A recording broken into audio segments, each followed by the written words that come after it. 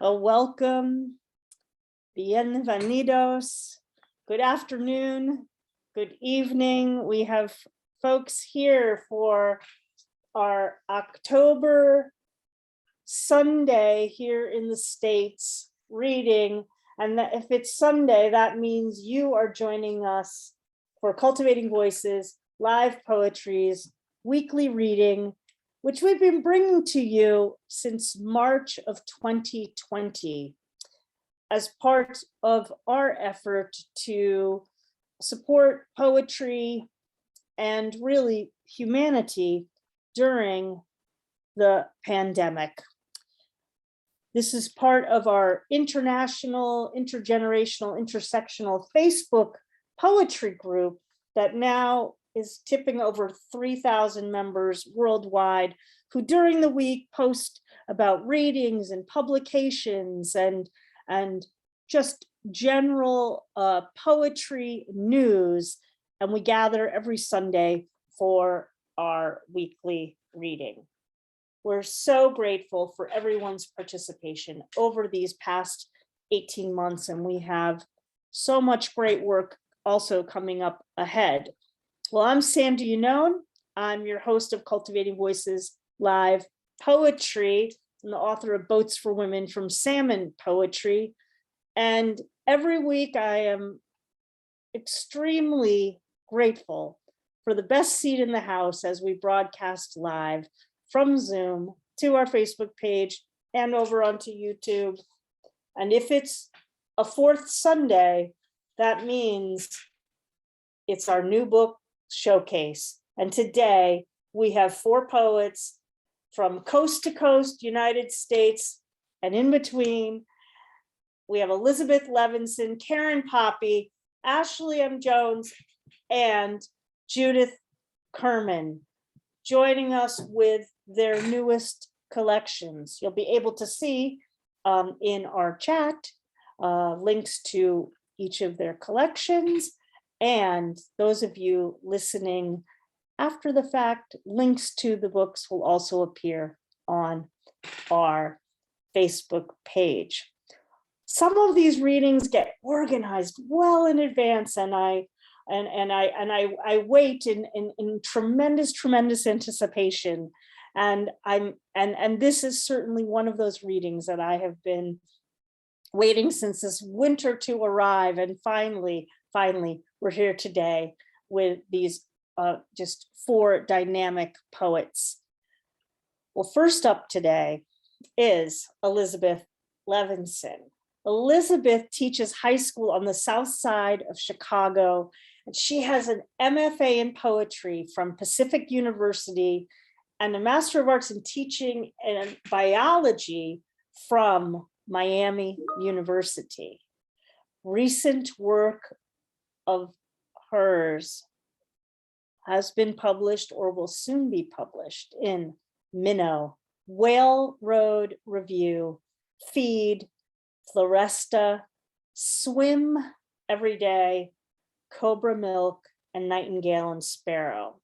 She's the author of 2 chapbooks, As Wild Animals from Dancing Girls Press and Running Aground from Finishing Line Press, and her full first-length collection, Uncomfortable Ecologies, will be published in the fall of 2023. Please welcome, everyone, our first reader for today on Cultivating Voices, Elizabeth Levinson. Great to have you with us, Elizabeth. Thank you, and thank you for that introduction, Sandy. I'm going to get right into things, and then I'll talk a little bit. The portrait of an addict as the elements. The fire you set inside yourself, you know you lit the match. Even water is heavy. The way your body is heavy, the way you just noticed you can't lift your own arm, like every muscle has water bags strapped or every appendage is being pulled by a rip current in the opposite direction. The room is pulled until it is hard to recognize. Walls buckle, but the flame does not. You cave into the earth. You wish you could have caved into your mother's arms, but she was not that kind of mother. She was as easy to hold on to as air. Maybe that's why you started smoking at 12. You wanted a mother you could hold on to. You could hold air in your lungs. You could hold the smoke until it became a part of you. Hmm. So this is, I'm going to read a few pieces from Running Aground. I'm so excited to be here today because, I mean, for many reasons, but Running Aground actually turns 1 year old today, this week, sometime this week. It shipped off from the printers. So, and that's very new still. I feel like that still warrants being at the new book showcase. So it's great to be able to celebrate that with all of you today. And the poems in the chapbook mostly deal with growing up addiction adjacent, which I think in some way or another is something that many of us experience. You know, addiction touches all of our lives, unfortunately. So yeah, that's where these are coming from. I'm going to do a couple more from here, and then I'm going to read a few others. Insufficient funds. I am sorry I have existed, taken up space, opened my mouth and spoken, or opened my mouth and did not speak. I stepped on a butterfly. I stepped on a crack. I stepped on concrete. Someone put concrete down for me to step on. I bought a dress. I did not buy a dress. I did not make myself beautiful with painted lips and laughter. I was unkind. I was a different kind. I was a stereotype. I was the kind of girl who could not hold her horses. I begged for the horses. I left the horses in the pasture. I left the horses out in the rain. The horses were on an island and the shoreline was eroding. I abandoned the land. I did not have enough boards. I did not bring enough nails. I left as my toes were getting wet. I was a good daughter. I sent a check.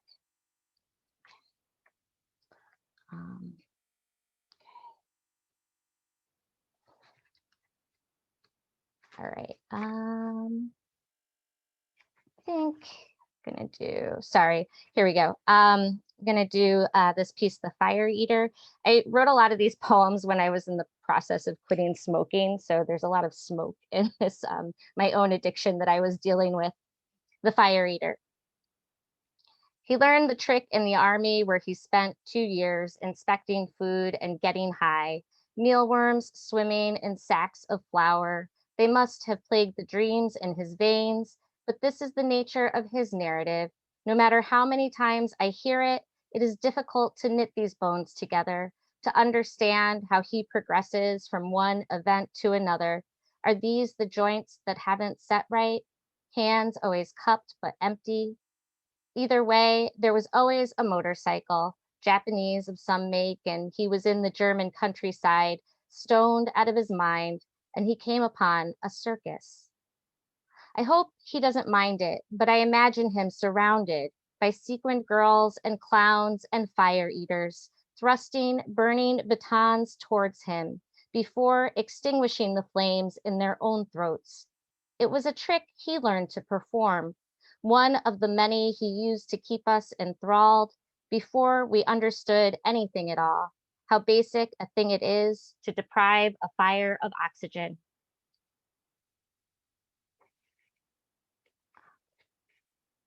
I'm going to read one more from the chat book.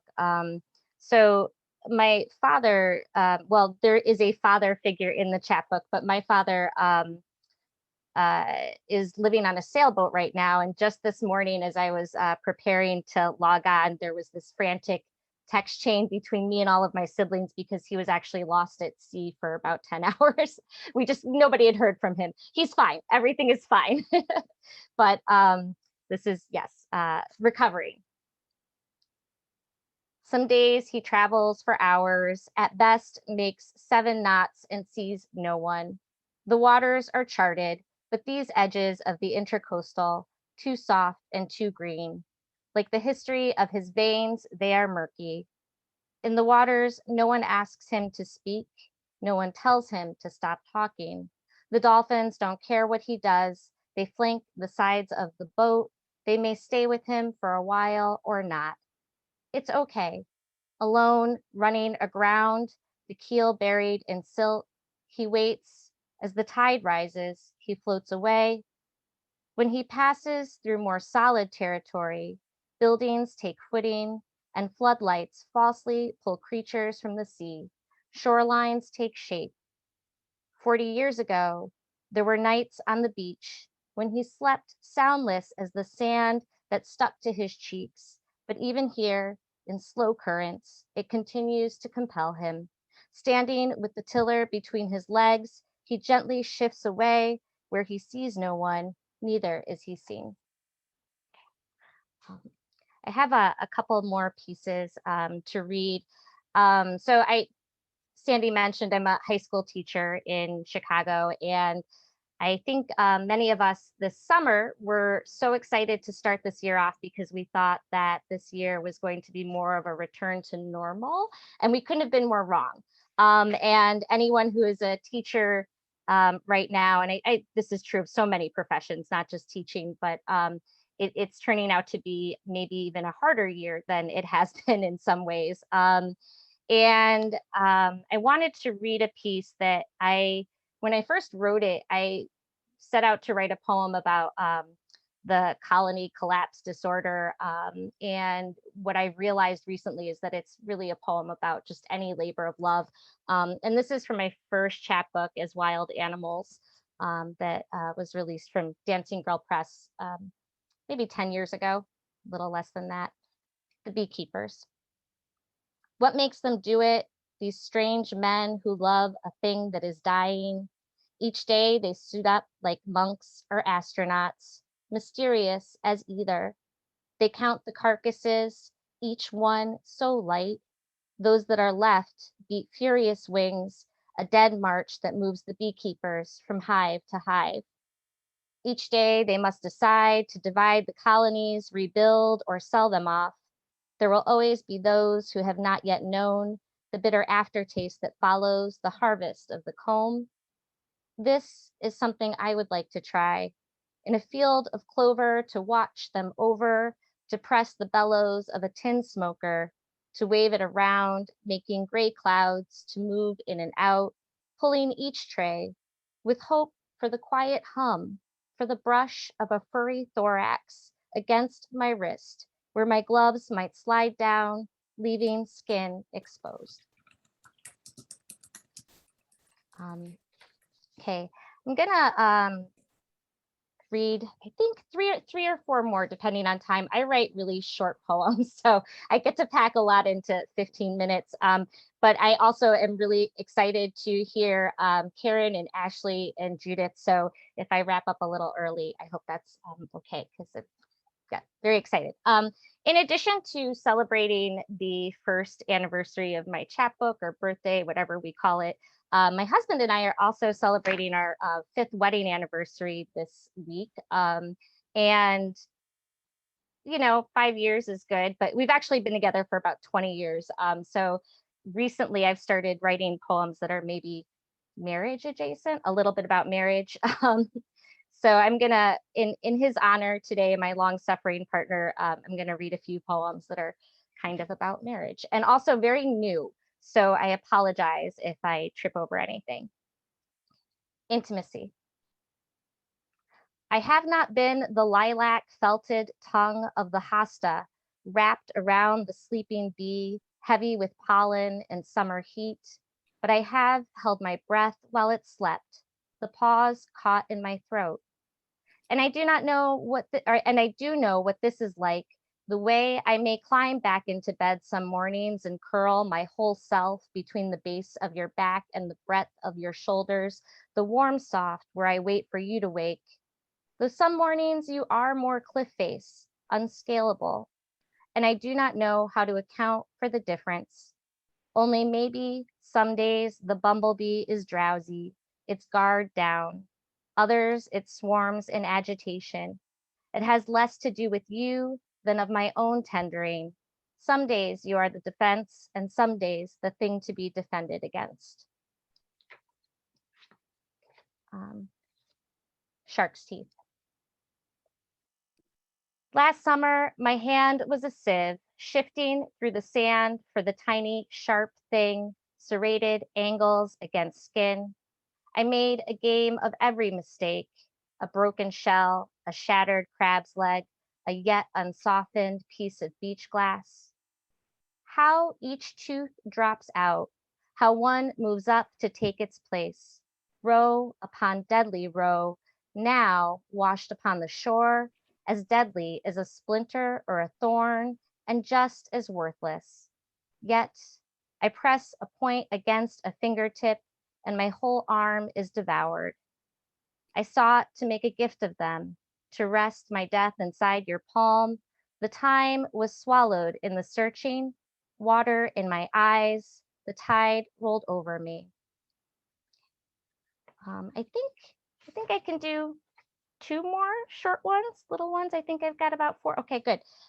Okay, again, this is another really, really new piece. Weighted. I am filling my pockets with stones that line the edge of the lake we walk along on a stolen Sunday afternoon. We should both be working, our figures bent over screens in separate corners of the cottage. But even if it annoys us, even if we resent each other a little, we both agree to stop, to walk barefoot, the dog between us barking if one of us strays too far off course. If only it were all that simple. I am weighing myself down with the stones. I try to name them as we turn them over. The pink of feldspar-rich granite, green veins in the unakite, the deep blood running through a banded jasper. I want to ground myself in this moment, already past tense, already memory. I pull from the receding tide, a fossil soup full of tiny O's, like the eyes or mouths of ghosts, like the eyes or mouths of ghosts. All right, and one more little one, and then I'm ready to turn things over. Subnivian. And again, thank you so much, Sandy, for reaching out to me and inviting me to join this amazing group of poets. I'm so excited to read with everybody. I can't wait. Subnivian.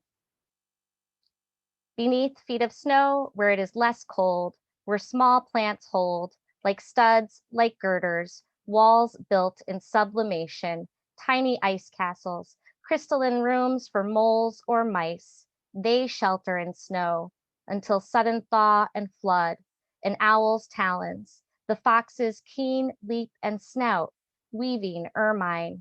They haunt those halls, and why shouldn't they? Which would you choose? Hold this small velvet against your cheek. Which softness does the world need?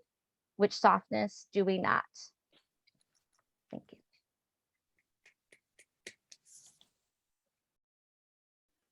Thank you so much, everyone. You've been listening to Elizabeth Levinson, and you'll see comments in the chat, but folks mentioning that it's always so refreshing to hear poetry that does that confluence of image born from science. In your background also as a science, as a biologist and teacher.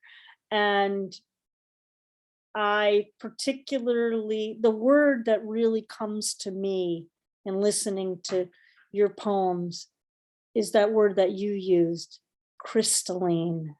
I like the images are crystalline. I mean, it's just a perfect way to describe how I experienced line after line, image after image, from the fire eaters to the bees, to and to those lost and not lost at sea. I'm glad to know that your dad is fine. Thank you so much for starting us off today so well.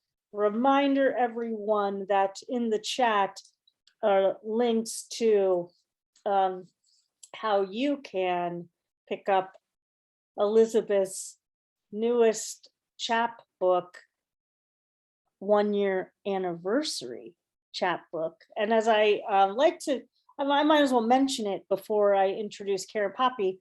1 year from the date of publication is what we consider a new book. So you hit it right on the money, right on the money. 1 year anniversary. Congratulations.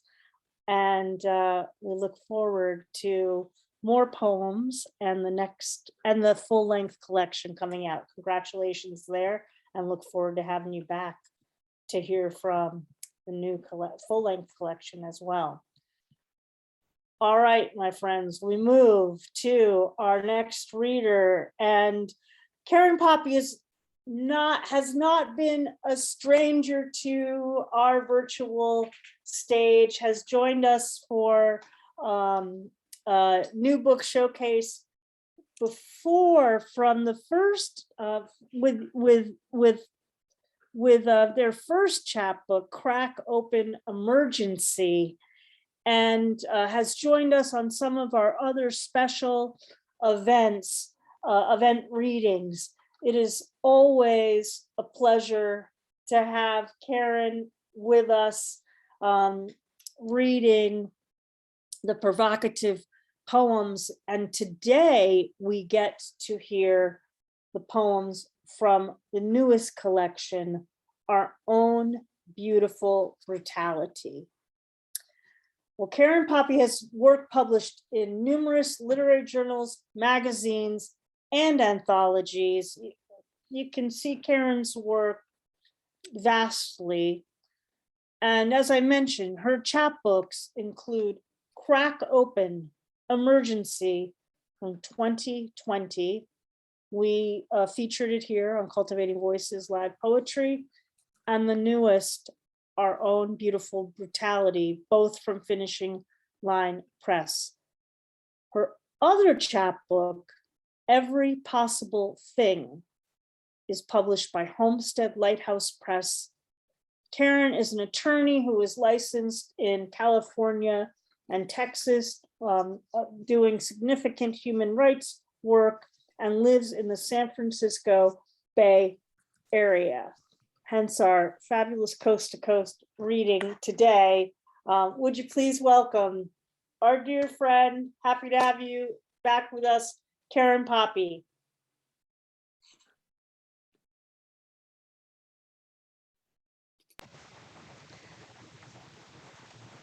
Thank you so much for that lovely introduction, Sandy. I really appreciate it. And the beautiful reading by Elizabeth. I enjoyed the reading so much. I love bees, and it was just amazing imagery.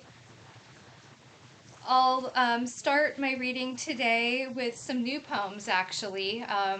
I've been writing as much as I can. I don't know if you can hear, but it's storming outside right now. I'm in Northern California, and this weather makes me feel alive. I've really missed the rain, and it's very welcome. So right now I am writing a lot about motherhood and growing up with a mother and then becoming a mother. Here's a recent poem titled Better Mother. Bad daughter, born from tiger's mouth, her teeth caught, left this spiraling scar. Her words caught, each syllable spiraling, whipping like her stripes. Lashes upon lashes until I had stripes like hers, overlapping, spilling over my haunches. I gave birth in a different way, feet splayed, hips swung wide until you ripped out of me. Unbound scream stayed fast by bind of cord. Pain weighed by your weight and afterbirth. My teeth chewed through, hand slapped you from blue to scalding cry. Swaddled, soft, holding, rocking, radiant lullaby. I remembered her milk, white like teeth, how my throat choked, bitter, having already made my offering to her when she threw me, a child, heartbeat of terror, meat for my father. I promised to be a better mother.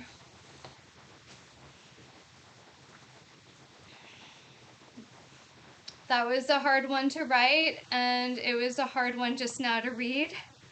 The next one's even harder. I probably should put some content warnings on these.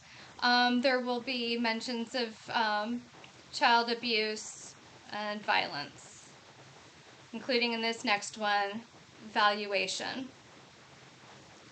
I call you multiplication, many slaps, blood on a little girl's face. I call you multiplication of rage, popping veins, popping spittle, popping bullet words, popping baseball bat, popping. I call you division, torn skin on a little girl's back, fracture of ribs beneath skin, bruises inking each between space on flesh. I call you division of self, rupturing every tender, vulnerable place.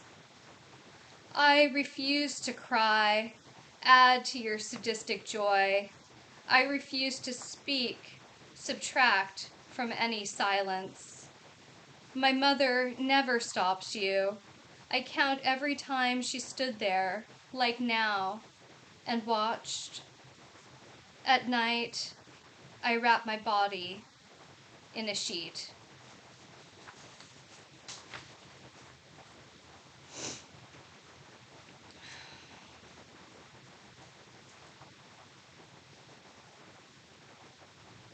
The next poem is titled River Mother, and I actually started to write this by our river estuary here in Petaluma, but it's really about a more dramatic, violent river that I hope will destroy the patriarchy.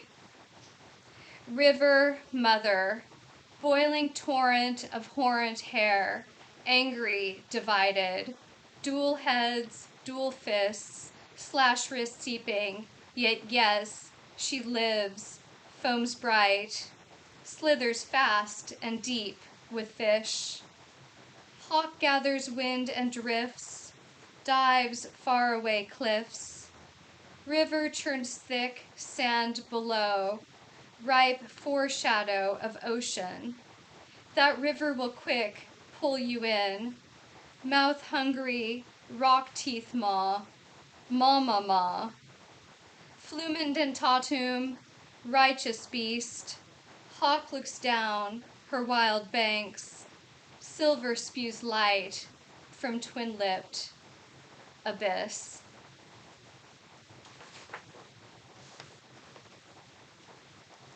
Just checking the time to see how much time I have. I have about 9 more minutes. I'll read a poem from my chapbook, Our Own Beautiful Brutality, which has a lot of imagery of antelopes. I just became obsessed with antelopes. A little odd, but that became my obsession. So this one is titled, You Tell Me of Stars. You tell me of stars, how they chase you, shining like great claws, he white-teethed and holding you down in the dark. Your father unbuckles his belt, you as small as a mouse, still gripped with fear, although they call you red deer, celestial doe. You tell me of your blood dripping to sea, becoming islands of enveloped sunset. You tell me of your transformation, deer to antelope, scorpions, poison. You tell me, and I tell you, he must be brought down before he kills all animals, before he violates the entire earth. But whatever we do, he stalks you, his daughter, forever.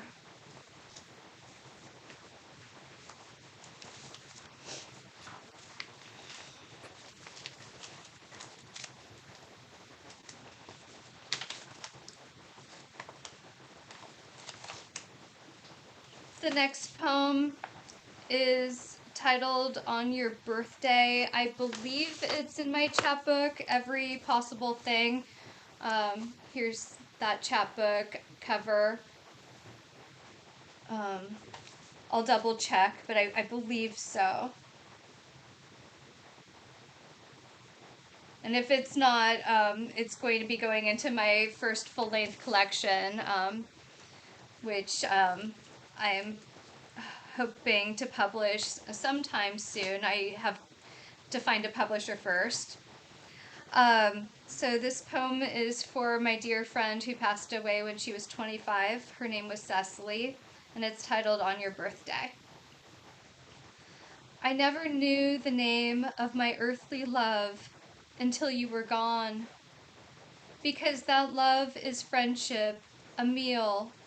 I savor the memory of your freckled limbs and taste the age you will never be. I sit in the doorway, crouched among leaves, but your eyes twinkle with the last season, and I sigh, forgive me, since you are gone, but I continue. Rain dampens the leaves, lacquers their mottled beauty. I touch them as if they were slick skin and swallow in their swollen scent. Their veins open to the air, spread through their star-shaped bodies, glistening fire on my hands. Such temporal brilliance. Come winter, leaves under snow, my teeth cold, and the air strongly mineral, I will say your name against pure, colorless sky.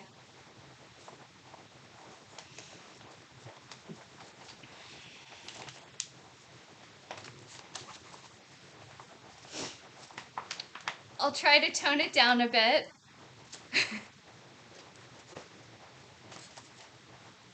I'll read another poem from Every Possible Thing, my second chapbook. This poem's titled New Roots, and it's for Mary Oliver in memory.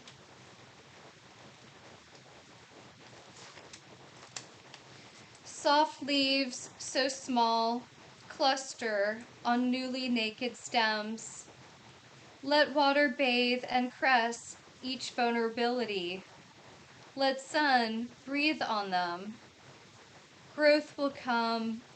Don't let this slowness burden you.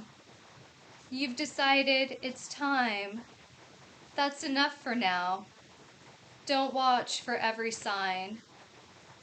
We draw our own connections.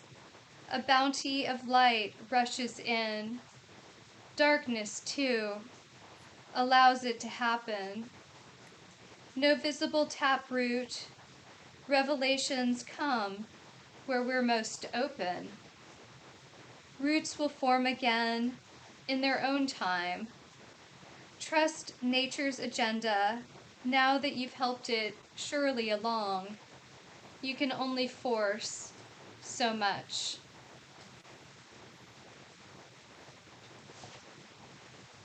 I try to remind myself of that as we're hopefully coming out of this pandemic slowly, that there is rebirth, there are new beginnings. We can't really force anything to happen, but we can help as best we can.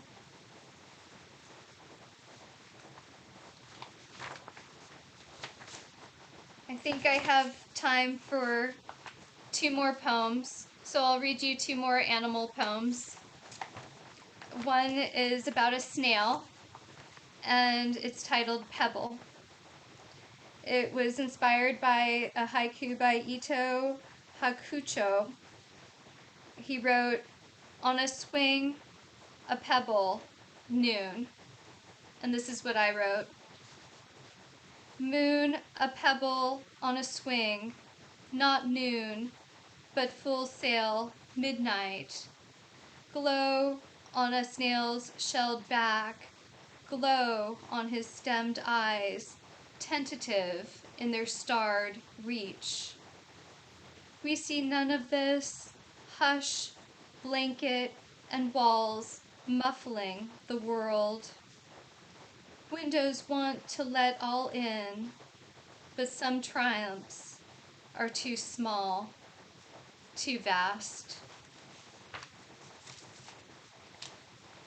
This last poem is going to be published soon in a magazine called Wild Hope. It's part of a nonprofit organization for animals, and their magazine is fabulous. It's beautiful.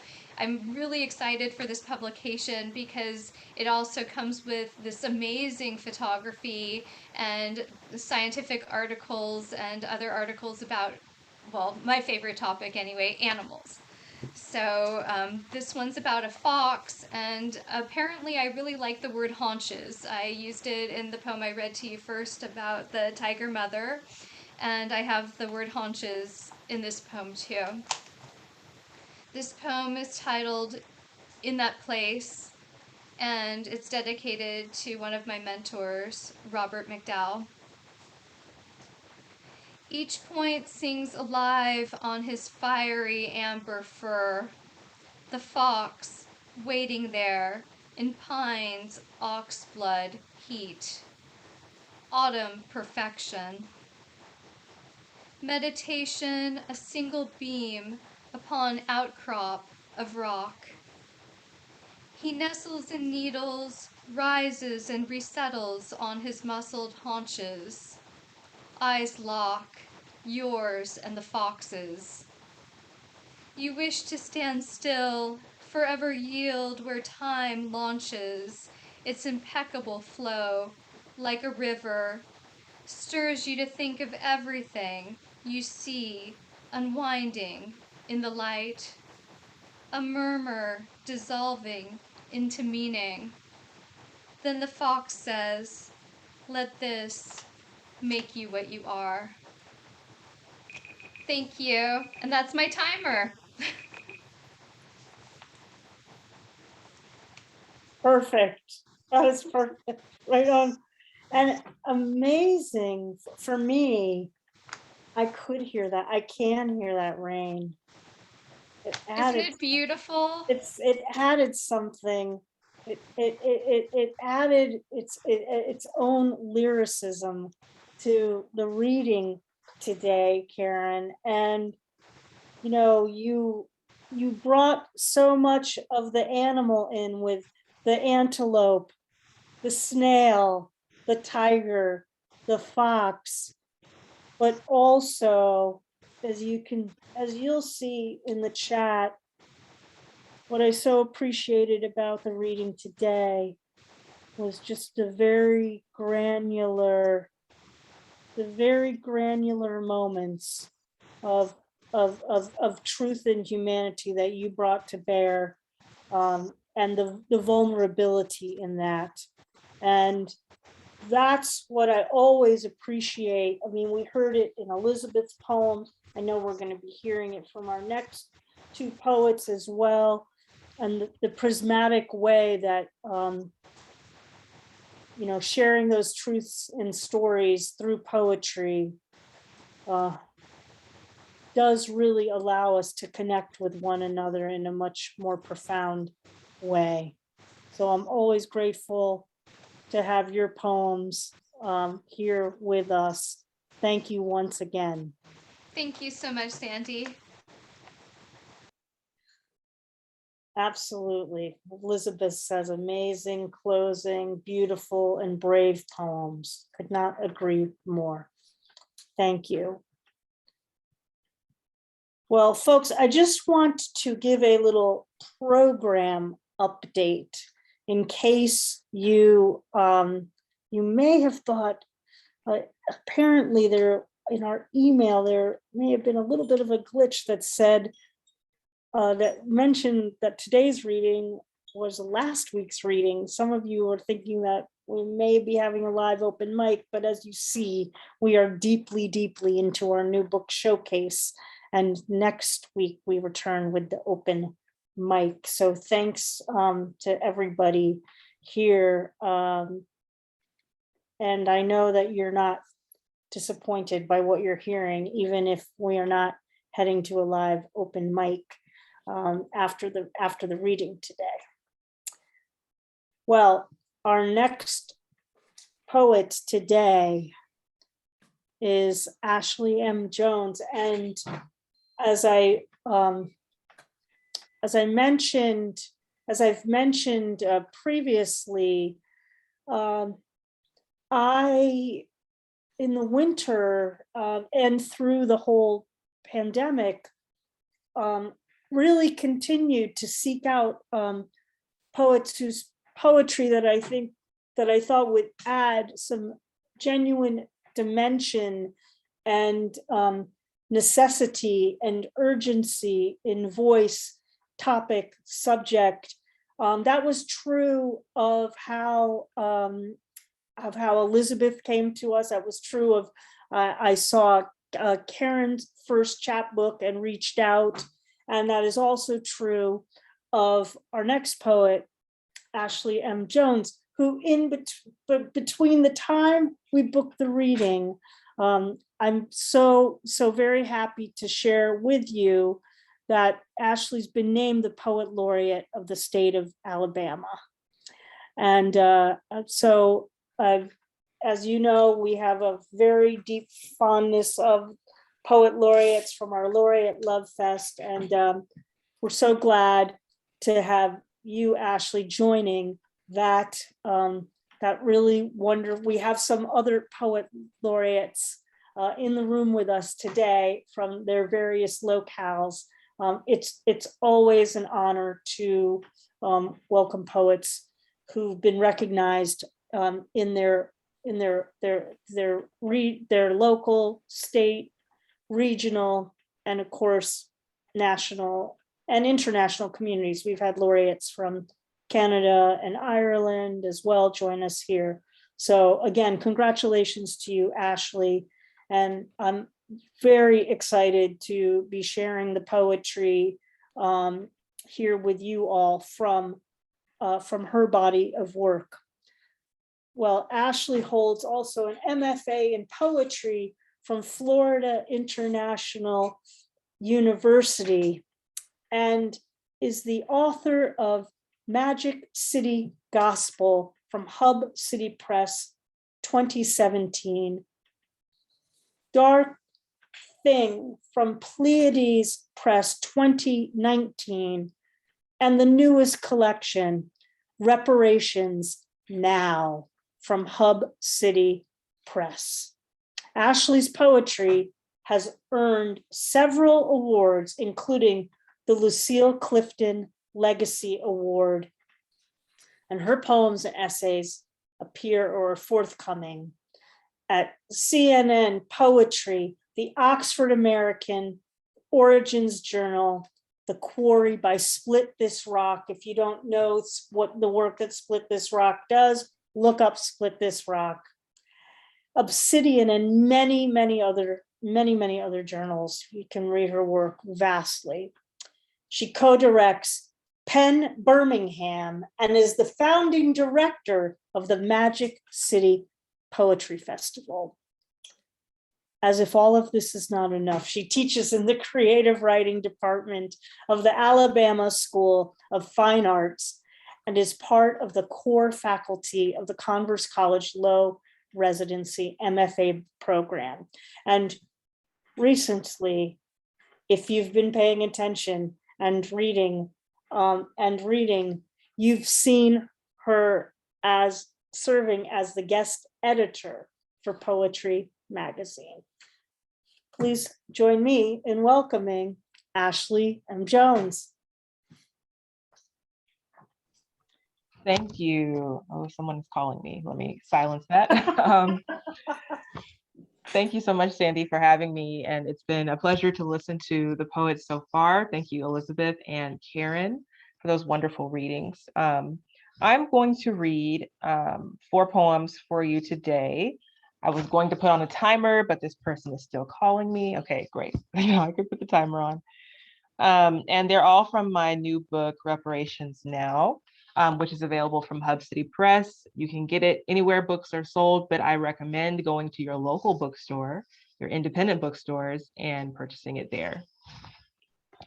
So the first poem I'm going to read is one that tells the story of America, and it's called Manifest Destiny.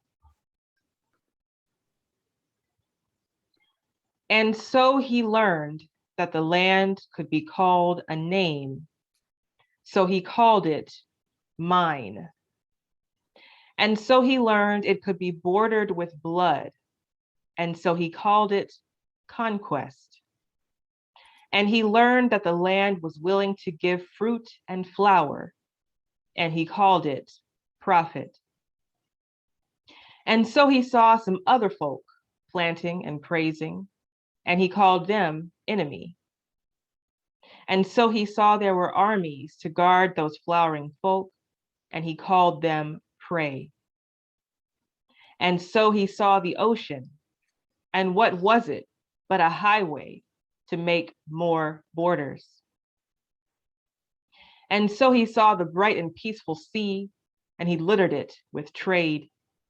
The bodies stacked next to the crops, the textiles, and the rot of disease.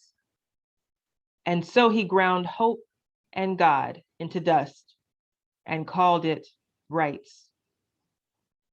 And so he heard the wind blowing joy over its people, and he sliced it up with law. And so he kept slicing for 500 years. And so he built his things around him. And so his coffers never emptied. And so he took wives and made children. And so he gave them too a price. And so he saw each blade of grass and counted it as currency. And so his blood was transfused with gold. And so he built a wall around himself to keep his many riches in, the walls encased with bone. Even his heart, a fortress of muscle and money. Listen now, your past and future generations. Your hoarded hall will spoil where you stand. And that's that one. So I will continue with a piece. It's actually a sonnet, and it doesn't look like a sonnet, which is on purpose. I wanted to make it sort of a prose block, but it does have the syllable count. It has the rhyme scheme. I didn't do perfect meter in this because I didn't want to. You know, some people would say, oh, because you can't. Not because I can't, it's just that wasn't the vibe I was feeling at the time. But this sonnet is about racism. And when I was touring with my second book, people didn't immediately know where I was from because I don't have an identifiably Alabamian accent. And so when they would ask me where I was from, and I said Alabama, they would say things like, oh, are you okay? Are you all right? How are things down there? As if Alabama is not a part of the US, as if their state does not deal with issues like we do, as if somehow racism only exists within the South. Not true. As we all know, it exists everywhere. We are all dealing with these issues. So I wanted to write a poem that talked about that. And so this poem is called All Y'all Really from Alabama. And the title also references this truth that I have found, that everybody has some sort of connection to Alabama, no matter where you're from. And maybe I am the connection for you now. Maybe I am your Alabama connection, but I bet you every last one of you has somebody somewhere that's from Alabama, either in your family or in your friend group or what have you. So, and this poem begins with an epigraph from Dr. King. All y'all really from Alabama.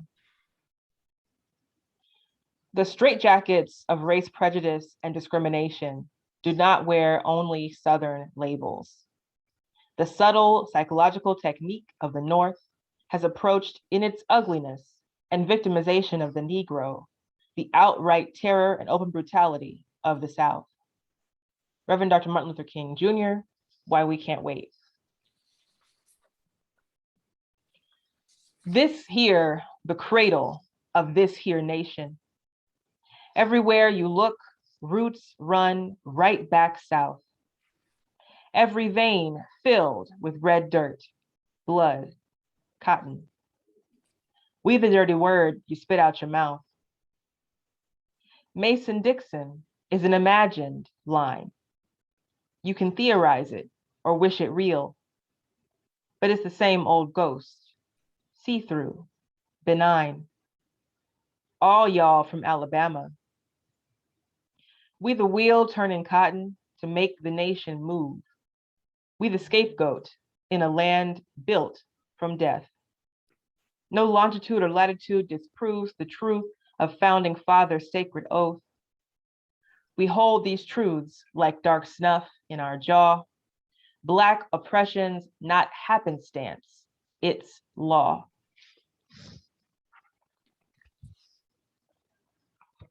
Okay, moving on, checking our time. So I'm going to read two more poems. And this next one is one that I wrote pretty recently, and really it came out of just a frustration of being a Black woman. And I'm not frustrated with that. I love being a Black woman, but the frustration is that the world seems to constantly try to trick Black women into thinking that we're not worth anything at all. And that is just not true. But growing up, there's so many messages that you receive, either subliminally or on TV, or, you know, literally somebody might say something to you that makes you think as a Black woman that, oh, no one's ever going to love me, value me, protect me, you know, desire me for me, you know. And I just got so sick of that because Black women are amazing. I'm so grateful that that's who I was born as a Black woman. I'm so just blessed to be able to be in a lineage of so many amazing Black women. So I wanted to write this poem just to affirm our worthiness. And it is called, "It is entirely possible for a Black girl to be loved." See me, Black as I am, and call me beautiful. No revolution necessary. No brave needed, just loving me. It is not unusual to love me, Black as I am. It is not because I'm so strong, so exotic, so walk on the wild side. What side? See my skin. It's not chocolate or coffee or caramel. It is inedible. It is nothing to see with colonizers' eyes, nothing to trap with pity or praise, nothing to bruise, to make purple with your power. My skin is soft like anything soft. It is a reflection of God. It is a heavenly mirror. Don't you see that? You're there too. Black as I am, I can shine anything back. Even the sun wants to cling to me.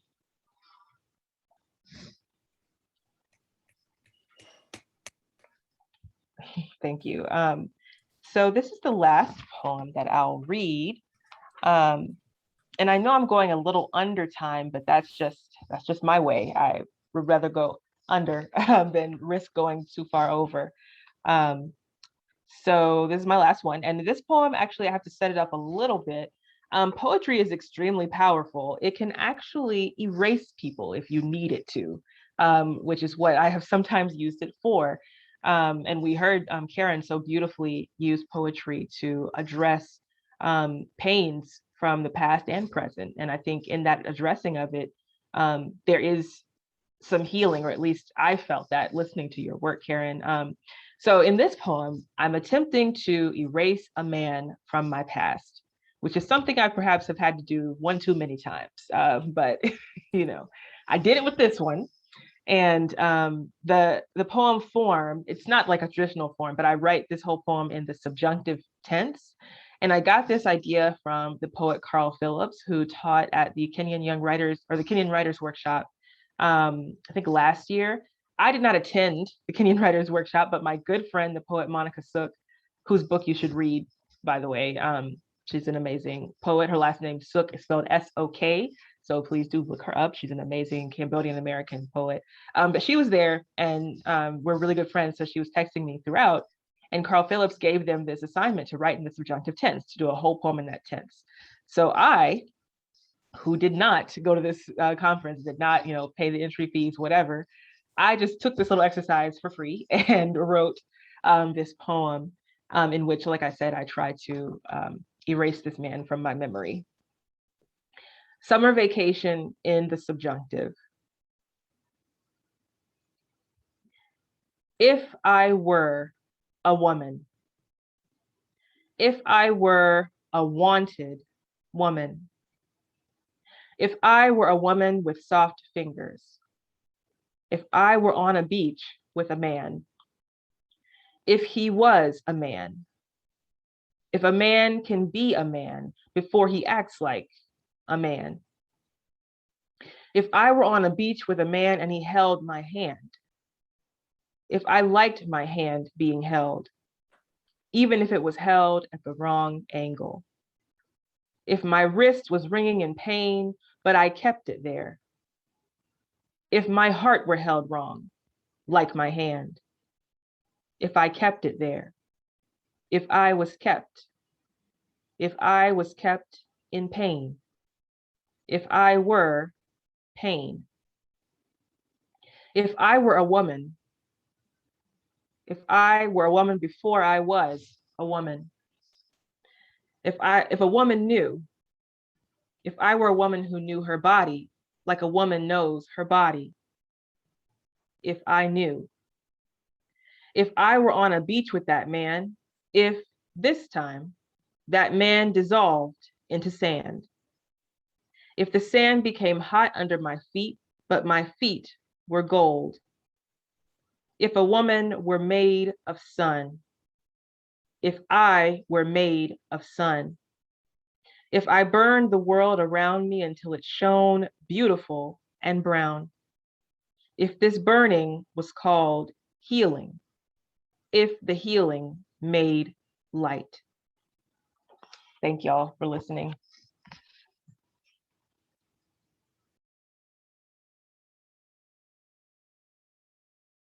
Thank you, Ashley. I mean, if, and I think that your poetry turns all those ifs into R's. Things are, like, turn them into the way you bring the things that so many have turned their heads from to make visible. And I'm so glad that I love the progression of the reading from Manifest Destiny to all the insidious power of colonization, racism, everything that you named in Manifest Destiny, to the power of one woman in the last poem.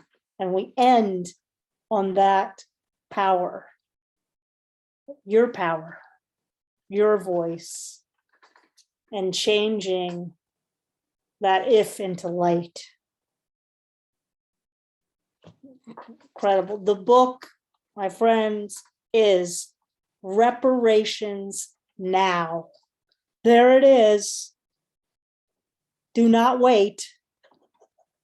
Add it to what not only you put on your bookshelves, but what you read, and read often and go back to. Poems are necessary for everyone. Absolutely necessary for everyone. Thank you, Sandy. Thank you. Thank you, Ashley. We move from Ashley's powerful voice. We have heard some very powerful truths today. Right out of the box with Elizabeth, to Karen, to Ashley, and we close today's reading. Our formal part of the reading, we have a special tribute to Denise Levertov coming up, a brief one at the end. To Judith Kerman, really astounded by the way that the four of you, the work of the four of you really does create just such a powerful constellation of voices and necessary namings of what is the intolerable aspects of beyond intolerable aspects of what we call humanity. It's the opposite. How do we change that? I've enjoyed a correspondence with Judith to bring her to the poem, to bring her to the reading over these past couple months, and I'm so glad. Again, the day has finally come, and that we get to hear the work of Judith Kerman as our closer for today's reading. Judith Kerman has published 10 collections of poetry, most recently Definitions from Fomite Books 2021, as well as 3 collections of translation and poetry and fiction by Cuban and Dominican women writers. Judith was a Fulbright scholar in the Dominican Republic in 2002, and she retired as Professor Emerita of English from Saginaw Valley State University in Michigan, where she taught, among other things, the intersections between creative writing, literature, and electronic media. She continues the good work of poetry as the editor and driver of May Apple Press, in a place I'm sure will conjure up an image for each of you in Woodstock, New York. Can't think of a better place to be channeling the poetry. Well, there's many places, but I love thinking about channeling poetry from Woodstock, New York. Please welcome Judith Kerman. Woodstock is where the concert didn't happen, you know. Yeah, I know. Well, thank you, Sandy, and it's a real pleasure to read on such a powerhouse group. What you see behind my head is not my aura, but the middle of the cover of the book, which is by a wonderful collage artist, and her name, for some reason, I am not remembering, shame on me, is Katie McCann at www.beetleblossom.com. This is a very strange book. It is a palindrome. It's an alphabet or a dictionary. It starts with A, goes to Z, and then comes back to A again. And I owe the editor of Fomite Press, Mark Estrin in particular, because he looked at a previous book and some of these poems were in it, and he said, why don't you do a whole collection of these? So I did. The idea is a poem that pretends to be a dictionary definition. And it started as a competition at a conference. Somebody issued a challenge. We had 24 hours to write a poem. And one of the prompts was write a poem that pretends to be a dictionary definition. So I did, and I won. I'll read the poem. It's full of, it is 4 terrible puns. So it's a little harder to get that when you're hearing it. But keep in mind that this is 4 terrible puns. And it is the last poem in the book. But it was the first one that I wrote knowing that I was doing that form. And it's called Apocalypse, which is a noun. 1. The ruined temple of the goddess Calypso, once the center of her cult. Located at the highest point of the city Calypsos, of which she was patroness. Destroyed during a 50-year war with a neighboring city-state. The sun has blasted the bas-reliefs of her warrior kings. 2. A scrubby tree of semi-arid regions with gray-green foliage and a peculiar but pleasant pungency, often used in dry flower arrangements. The main food of Ursus tedius, a small, plush-furred quadruped. They sit in pairs among the branches, endlessly grooming each other. 3.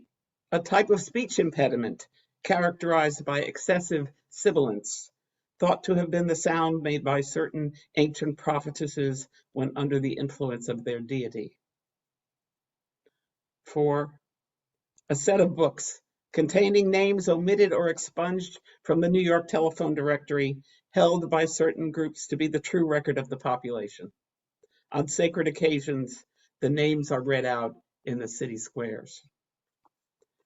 Terrible puns. And I'm going to go to the other end of the book because this is called air. And it is a noun and a verb. The parts of speech and the phonetic spellings are in the book. Air. 1. Walk out and breathe deeply. Fresh scent of pine, leaf mold, rain coming. In August, first drops on road dust. 2. A lovely song, fresh and light, sometimes with variations. An aria. I fill my lungs, trying to feel my back ribs stretch for a whole breath, an extended phrase. 3. Put it out for broadcast. We need more of it. Flushing the dark rooms where politicians plot. 4. In winter, it bites. So you see how this works. This is called blues, adjective and noun. 1. Shards of sky fallen from some nest. 2. Early Picasso. 3. Gainsborough's beautiful boy, satin and lace. 4. Indigo, a dye stuff grown by slaves sweating in the sun. 5. I remember new denims, too stiff to wear before washing. Now blue jeans are a luxury item. The more tattered, the better. 6. Truck driver language. 7. An old man, blue-black, his voice a carpenter's rasp. His calloused fingers talk to steel strings. He knows all about grief, betrayal. Come back, sweet mama, come back. 8. Mondays.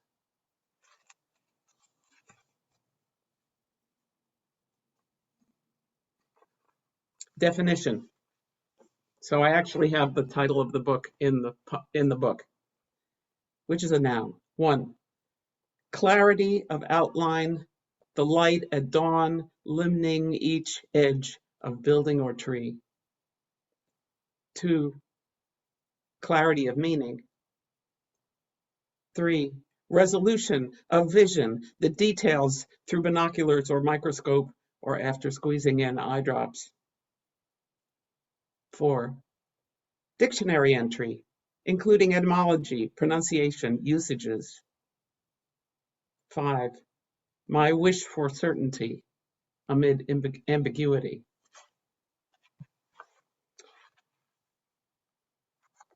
Handicap. I am moderately disabled, and this is kind of come out of that. I'm working on a book called GIMP, and you'll see. 1, handicap, noun or verb. 1, from hand in cap, an English betting game too complicated to explain here. 2, later, a competitive burden such as weight added to a champion racehorse to give the less talented a fighting chance. 3, the number of strokes over par for the course considered appropriate for a duffer.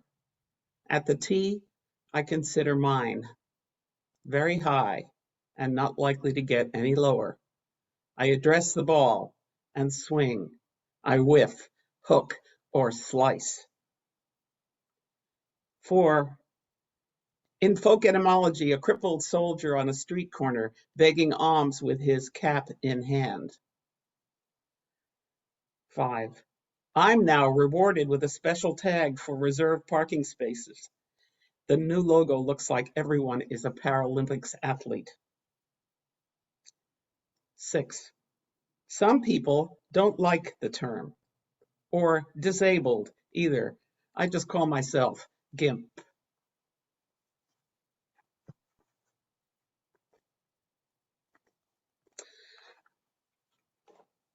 How am I doing for time here? Okay. Ice. 1, in a glass, it slowly turns to water. 2, watch your step when you go out. Scatter rock salt, though it's bad for the grass. 3, what used to be la migra is now ice, even colder at heart. 4, as a kid, I went door to door, repairing jewelry, collecting rhinestones pried from costume settings. My parents promised diamonds when I was growing, but that never happened. I bought my own.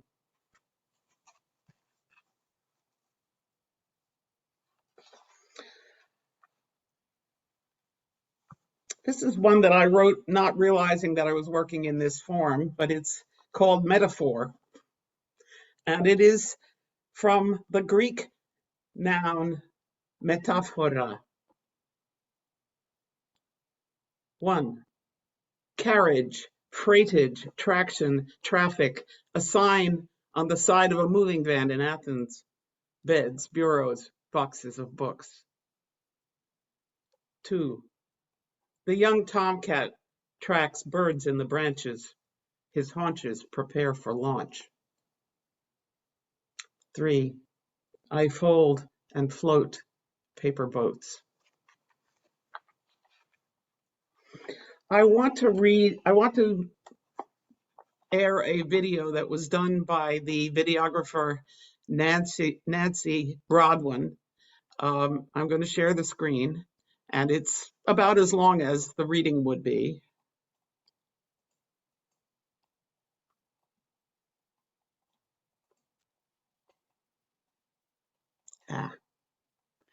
I'm having problems with this. I can't find the start for it. Here we go.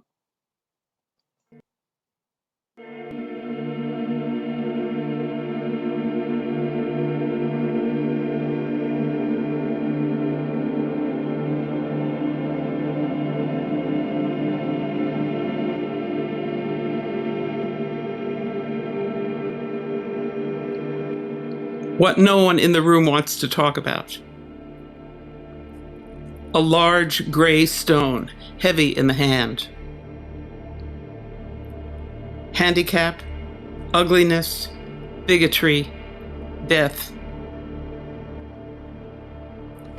Being blind, feeling your way around obstacles by touch, by smell. Not a donkey. The circus handlers urge their beasts to turn using big hooked sticks. It helps to have a thick skin. rough as tree bark. They live in matriarchy, hold wakes for their dead.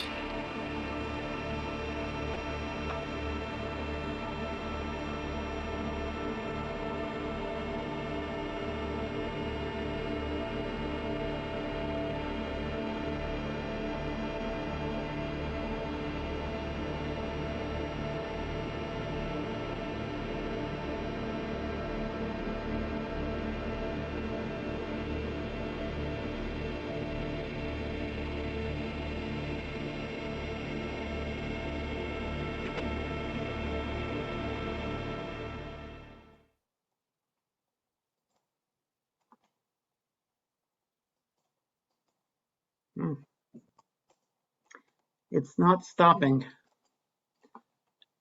Why is it not stopping? I can't get it. There we go. I don't know why it wouldn't stop. I'm sorry. Okay, just a little, maybe one or two more.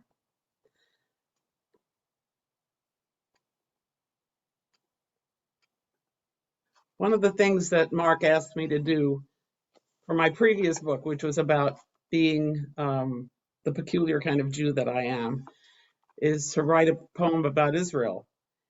And that's what this one is. Israel. 1. The national name of the Hebrew people. See also Jew, Israelite. 2. Dreaming, history. 3. Jacob, after he dreamed. 4. An infected cut that pulls when I stretch, throbs at rest. 5. A settler state. 6. Where we will be safe if all else fails. 7. What I wrestle with. 8. Love and fear meeting on a desert road and making peace. 9. The land belongs to no one. We walk on it and draw lines. Mine, we declare in that toddler voice. 10. Blood ties and blood. And I want to finish with diaspora now, which was also in my other book. I recycle poems. 1. A woman with a kerchief over her hair sits on a suitcase somewhere, going somewhere else. 2. Distance, the idea of homecoming. Were we taken or did we go? 3. The smells of cooking hover in the stairwells, the roof leaks. 4. Suburbia. 5. In each generation, scattered like dandelion fluff, the tiny parachute that takes the seed to a place where it might root. The dandelion has a deep taproot. It does not want to move again. 6. Visiting the old country. We carry phrase books and maps of the sacred places. 7. Mitzvah mobiles, backpacks, valises, tents, the moving sanctuary, the ark with its carrying poles. 8. In the book Nomadic Furniture, everything folds up or is disposable. Armchairs made of corrugated cardboard, air mattresses. 9. Don't buy too many books. And of course, I love to end readings with that. Thank you. Oh, thank you so much, Judith, Kerman. And the last line, don't buy too many books. Buy every book that you heard today. Buy every book that you heard today. What I have so appreciated about the reading, first, let me talk about definitions and and the form, the provocations that it brings out, and hearing them, and of course look at all the and bringing to the visual, bringing elephant, the video. So glad you shared that with us as well. The form really works so well in its prismaticness, and it's really making me want to go and try my hand at defining some things that I try to stay away from defining for myself. So I really appreciate the ability of bringing that form to life for us so powerfully with your unique way of bringing the story, your own stories, your own truths to that. Today, everybody, we've heard from, as I said, 4 very, very different, provocative, necessary voices bringing perspectives in their unique prismatic ways. We heard first from Elizabeth Levinson, Karen Poppy, Ashley Jones, and we ended with Judith Kerman. Before I turn things over for a brief, one final poem for today with Don Krieger and then some announcements, how about we unmute and show our appreciation for these 4 remarkable poets that we heard today. Thank you, everybody. Absolutely. All right. Yeah. Great stuff. Wonderful. Great Fabulous. stuff. We've just so you know, folks, because I tend to know who might be here in the audience. We have folks listening today from Australia, from Ireland, from Canada, and from the United States. So we're across many, many time zones with our reading tonight. And if I've missed where anyone else is from, my apologies. But all roads lead to Alabama. Don't forget that from the poem today. All right, Don, I'm going to turn things over to you for our special edition for today. Really glad to be bringing a poem of Denise Levertov's on her which would be her 98th birthday. And if you want to set it up at all, feel free.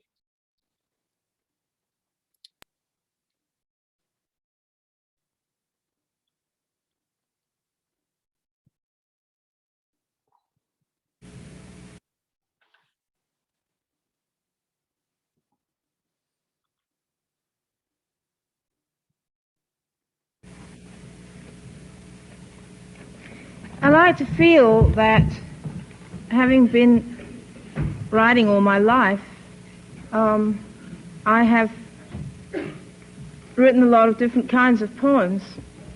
I like to feel free to have a certain range. And I'm going to read next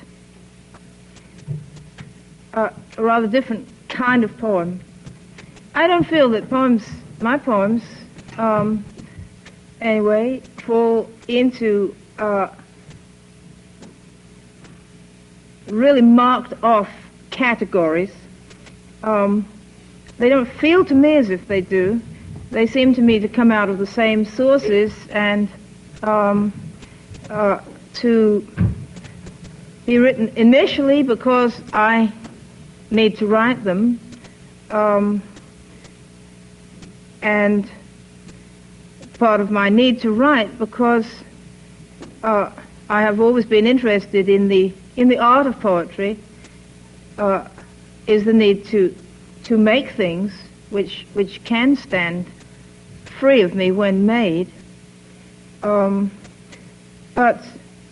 the same needs to define my own, to discover what I feel by saying it, and to make things can produce at different times very different styles of poetry.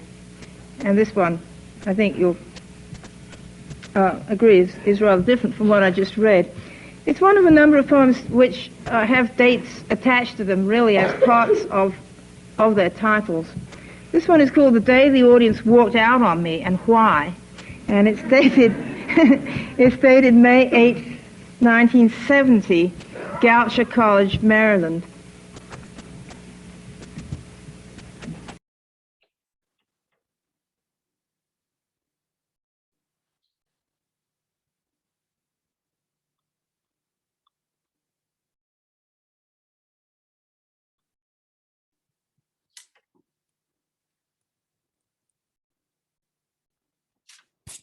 Sound went out.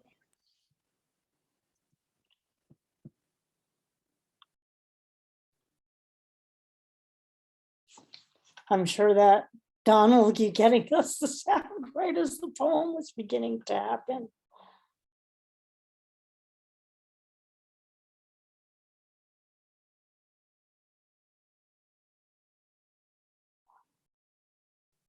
Gathering is a mockery unless we remember also the black students shot at Orangeburg 2 years ago, and Fred Hampton murdered in his bed by the police only months ago. And while I spoke, the people, girls, older women, a few men, began to rise and turn their backs to the altar and leave. And I went on and said, yes, it is well that we remember all of these, but let us be sure we know it is hypocrisy to think of them unless we make our actions their memorial, actions of militant resistance. By then the pews were almost empty, and I returned to my seat, and a man stood up in the back of the quiet chapel, near the wide open doors through which the green of May showed and the long shadows of late afternoon, and said my words desecrated a holy place. And a few days later, when some more students, black, were shot at Jackson, Mississippi, no one desecrated the white folks' chapel because no memorial service was held.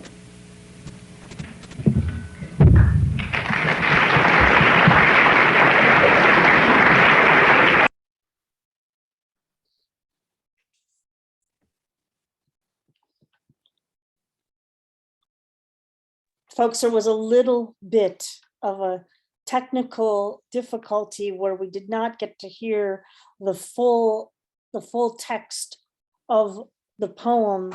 But suffice to say, if you go to the Cultivating Voices live poetry page on Facebook, the poem, as we saw it on the screen, is available, as well as the recording, and you can listen to the beginning of that. It had many resonances and relevance to the themes of things, the themes that were brought out in the poetry today of our four poets: Elizabeth Levinson, Karen Poppy, Ashley M. Jones, and Judith Kerman.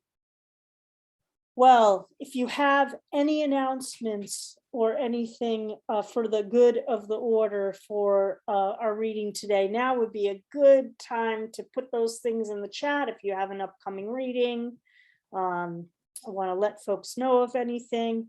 And I want to remind you all to join us again next Sunday, special month of October, where we get 5 readings, 5 Sundays, and none better than ending on Halloween.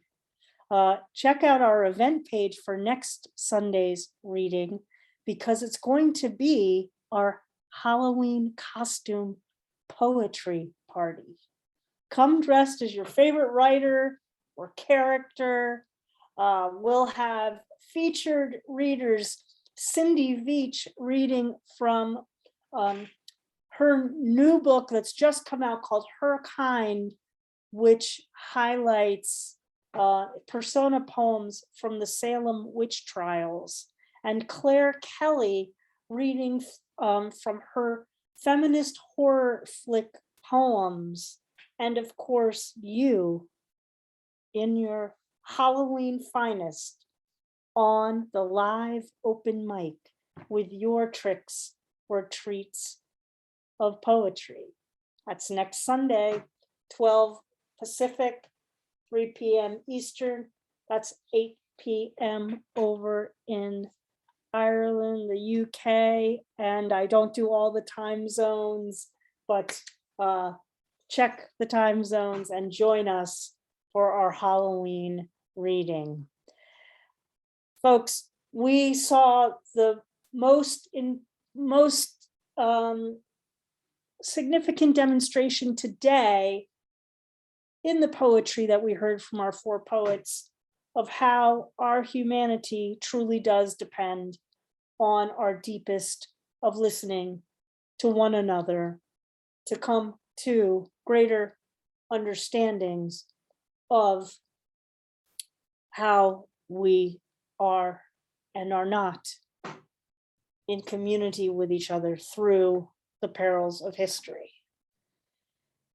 Today, I thank you so much for joining us here to engage in that practice of listening and in this practice of poetry. As I share with you every week, please have a very productive, supportive, healthy week. Take very good care of your beloveds. And of course, keep writing your poems that define, address, and redress history and the stories, your stories, that retell humanity's truths. I'm Sandy Yannone, here the host of Cultivating Voices Live Poetry. Thanks everybody, and take very good care.